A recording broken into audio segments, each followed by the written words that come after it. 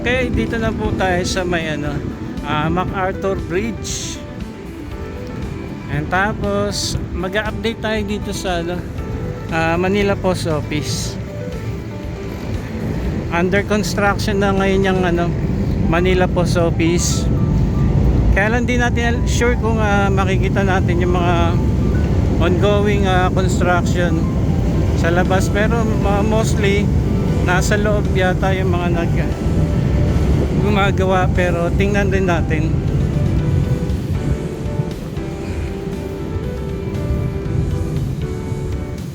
May ano pa rito, may bulaklak pa na pa-entrada rito.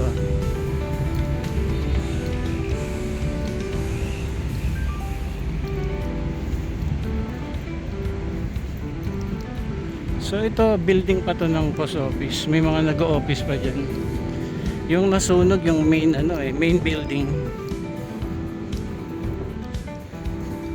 So sa ngayon, konti pa lang namamasyal. Mas marami sa maya-maya pagpapalubog na yung araw, mga 5:30 onwards.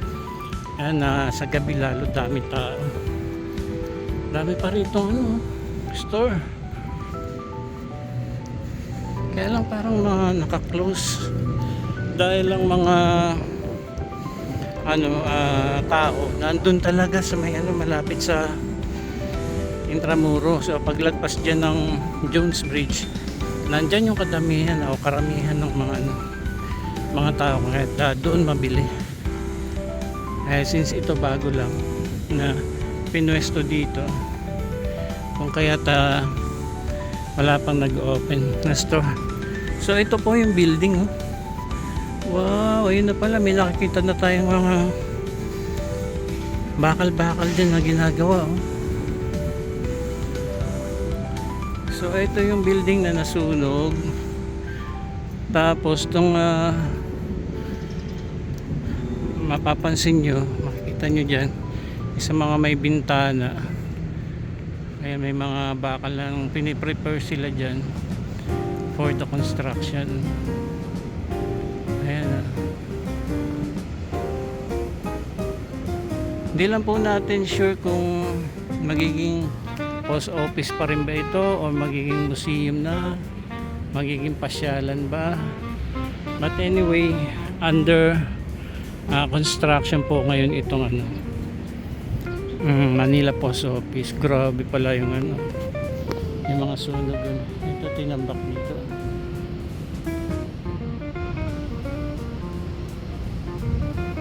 Tapos okay, may equipment pala dyan. May backhoe, bulldozer.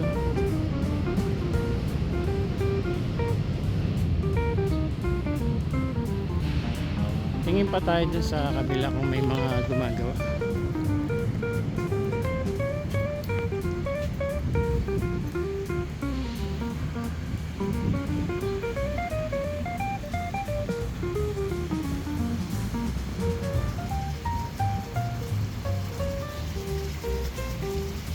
Mahangin ngayon at formang uulan dahil makulimlim. Ang lulusog ng mga halaman,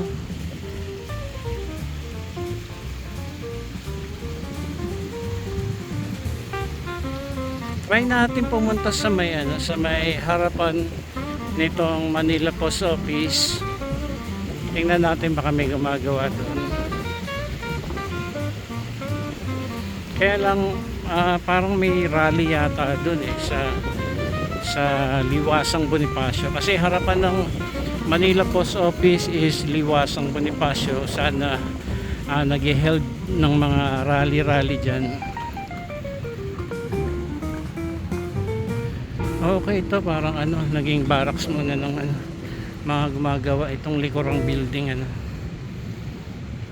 Ayan, itong building na ito, hindi ito nasunog yun lang yung main, hindi siya connected sa main building, pero ito yung likuran.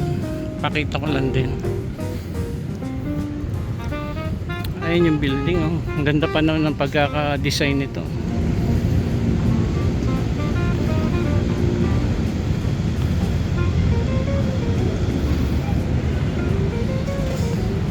Ayan. Buti na lang may mga picture ako dyan na ano, nakapagpa-picture pa ako dyan sa may labas nung hindi pa siya nasusunog. Punta tayo sa may bandang harapan. Ito yung ano, Jones Bridge. Ayan. So mamaya tayo diretso dyan, punta muna tayo dito sa ano, post office building.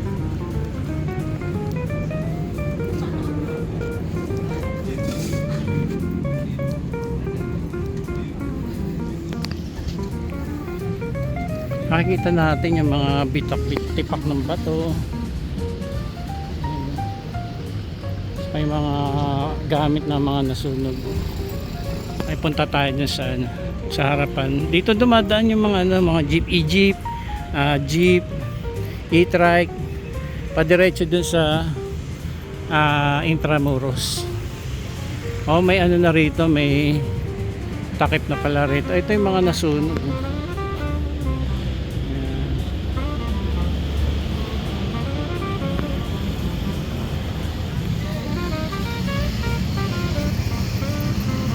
So may ano na, ang tawag ba dyan, may cover na itong part na ito. Tapos dito may nakasulat dito para makita natin yung ano, information about sa project na ito. Name of project is retrofitting and restoration of Manila Central Post Office. Location name of contractor, Manila City Monocrete Construction Philippines Incorporated, Bilray and Bilray Construction. Ayan o. Yan. May 7 2026 nag-start yung construction. Contract completion date is April 25, 2020. May budget na 2 billion and 114,188,401.78. Implementing office is Department of Public Works and Highways. Source of fund is trust funds.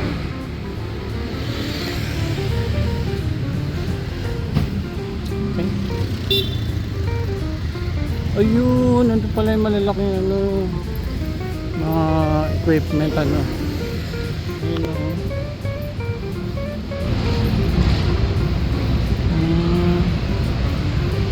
Ito na yung ongoing construction po ng ano nila post office. May mga ano dan, may mga gumagawa diyan sa loob.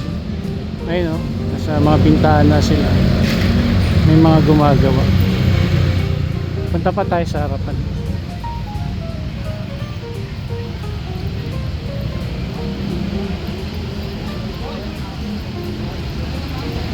Ang dami pa lang ano dito ngayon.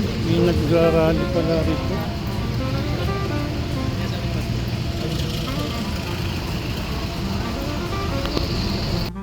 So ito po yung ano, ongoing construction nitong ano, post office. Ayan oh. May malaking crane dyan oh. Ayan. So naka-close siya ngayon. And may mga ano rito, may mga portalet, pero para sa ano to, mga nagrarally dito. Ayan.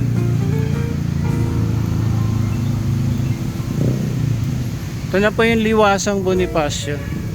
And ito naman po yung ongoing construction nitong ano, Manila Post Office.